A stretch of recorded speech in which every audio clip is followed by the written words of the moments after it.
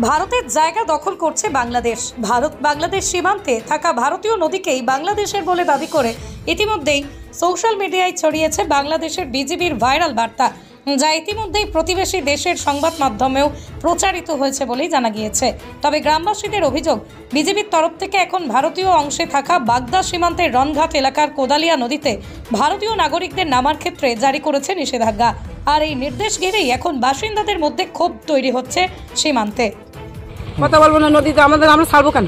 ঠিক, নদীটা কাদের এটা কাদের তো ভারতের লোকেরা আছে, ওদেরও আছে, তবে বারণ করছে বারণ করছে কেন? বিএসএফ থাকে কিনা তাই বলে উঠে যাও।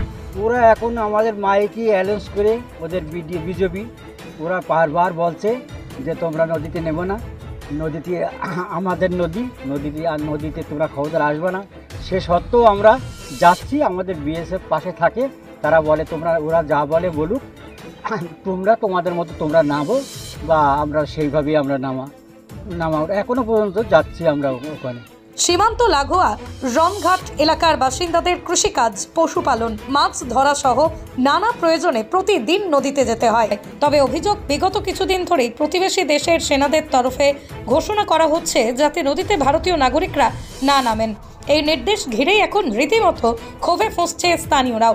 স্থানীয়দের দাবি, এই কোদালিয়া নদী ভারতীয় সীমানায় অন্তর্গত, ফলে এখানে বিএসএফ এর তরফেও চলে নজরদারি।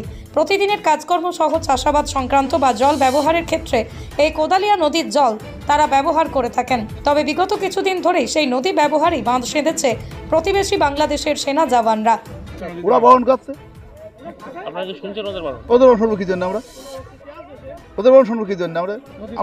নদীতে অর্ধেকটা আমাদের, অর্ধেকটা ওদের, এটা দেখে আসছি। আর 52 নম্বর পিলার আছে নদীর ওপারে, সে পিলারটা কোথায় গেল? বাংলাদেশের পিলার তুলে ফেলে দিয়েছে সরকার। হ্যাঁ, সরকার তদন্ত নিলেই পাওয়া যাবে, কেন ম্যাপ ধরুক, পুরোনো ম্যাপ ধরলে পাওয়া যাবে। ওরাই মাঝখানে ঘটছে, এরকম করছে। মানে হ্যাঁ, সরকার আসার পরে থেকে বাংলাদেশেরা বিজেপি এইসবগুলো বারণ করছে, তা আমরা বারণ মানিনি এখনো। যে আমরা বারণ মানবো কেন? আমাদের হাতে গিয়ে নদী, দলের ভেতরে আগে বলতো যে তোমরা স্নান করে না, মাছ ধরে না, মাছটা আমরা টুকটাক ধরে খাই। এমনি তো কোনো ব্যবসা ট্যাবসা না, এমনি রানী মাছ ধরে এইসবগুলোই খাওয়া হয়। ওরাও বিজেপি বারণ করছে, বিএসএফ বলছে না তোমরা বারণ শুনবা না, বিএসএফ আমাদের পাশেই আছে। স্থানীয়দের অনেকেই মনে করছেন, বাংলাদেশের সঙ্গে বর্তমান ভারতের উত্তপ্ত পরিস্থিতির মধ্যেই ভারতীয় অংশে থাকা এই নদী দখল করতে চাইছে বাংলাদেশের ইউনূস সরকার। যদিও বিষয়টি নিয়ে বিএসএফ এর তরফে জানানো হয়েছে, এই সংক্রান্ত কোনো রকম প্রশাসনিক নির্দেশ তাদের কাছে আসেনি। রনঘাট এলাকার বাসিন্দারা এখন চাইছেন, অতীতকাল থেকেই যেভাবে তারা এই কোদালিয়া নদী থেকে ব্যবহার করে আসছেন সেইভাবেই যেন ব্যবহার করতে পারেন। হ্যাঁ, নদীর পাশে, কোদালি নদীর পাশে। নদীতে যাচ্ছেন? হ্যাঁ, নদীতে যাচ্ছি, আমরা চান টান করতে যাচ্ছি, বাড়ি মেয়ে ছিল যাচ্ছে চান করতে। ওরা বলছে দখল করি না, দখল কোথায় করবে ওরা? ওরা নদীর ওই দিক থেকে, ওদের সীমান্তায় এসে ওরা দেখা যাচ্ছে ওই দিক থেকে ঘুরে চলে গিয়েছে। তা আমরা দীর্ঘদিন দেখছি নদী আমাদের, ওরা বললে নদীটাকে ওদের হয়ে যাবে, এটাকে মানা যাবে? কখনোই যাবে না। আর বিএসএফ তো ঠিক মতো ডিউটি এখানে করছে না, বললে হবে? এটা তো আওয়াজ, ফাঁকা আওয়াজ দিচ্ছে ওরা। তো ওরা আসলে আসুক, সে সময় দেখা যাবে। বিএসএফ আছে, হ্যাঁ, সঙ্গে সাথে আমরা থাকবো। হ্যাঁ, থেকে আমরা আন্দোলন করবো যে ওদের তো না নদীটা, ওরা তো দেখাবে পেপার, আমাদের পেপার তো দেখাবো, ওদেরটা দেখাক না ম্যাপ।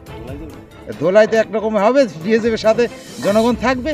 আমি ইন্ডিয়ান নাগরিক, আমি বাংলাদেশ দখল করতে দিলে আমরা দখল করতে দেবো? এখন দেখার দু দেশের সরকারের তরফে বিষয়টিকে গুরুত্ব দিয়ে কি সিদ্ধান্ত নেওয়া হয়। বাগদা থেকে রাহুল দেবনাথের রিপোর্ট, কাঁটাতার।